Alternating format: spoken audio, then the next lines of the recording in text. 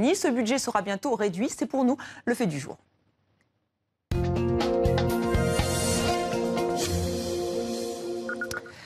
Souvenez-vous, c'était lors de sa première intervention devant l'Assemblée générale des Nations unies. Donald Trump déclarait que les États-Unis donnaient trop d'argent pour le financement de l'ONU. Et puis, il y a eu ce vote jeudi dernier pour condamner sa décision de reconnaître Jérusalem comme capitale d'Israël. Et voilà le budget américain réduit d'environ 285 millions de dollars.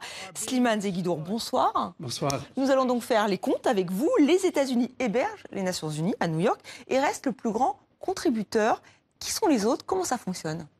Alors, ça fonctionne d'abord la masse budgétaire. Le budget global est à peu près 10 milliards de dollars. Mais il s'agit en fait de deux budgets distincts. Le budget de fonctionnement de l'organisation proprement dite se monte à 2 milliards 700 millions. Et donc, il finance le Conseil de sécurité, l'Assemblée générale, les diverses agences de l'ONU et les salaires des 43 000 salariés, plus les loyers, etc. Ça, dans ce budget, la contribution des États-Unis est de loin la plus importante.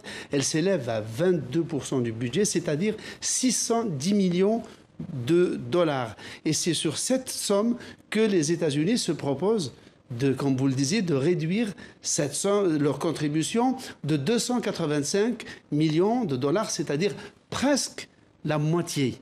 Alors, le deuxième budget, c'est le budget de ce qu'on appelle les opérations de maintien de paix, c'est-à-dire ces milliers de soldats, d'agents de l'ONU qui assurent le maintien de la paix sur les 5 continents. Et là, le budget est de 6 milliards 800 millions.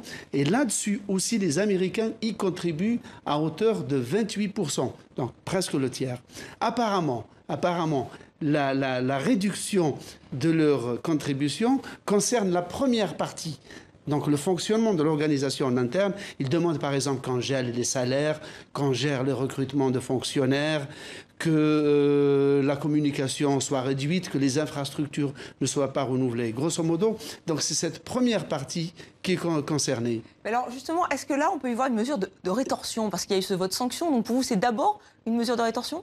C'est indéniablement une mesure de rétorsion. Ils l'ont dit d'ailleurs, la représentante des États-Unis à l'organisation avait déclaré dans un mouvement de protestation en disant par exemple que l'Assemblée générale et l'ONU ne faisaient pour l'essentiel rien d'autre que de condamner Israël.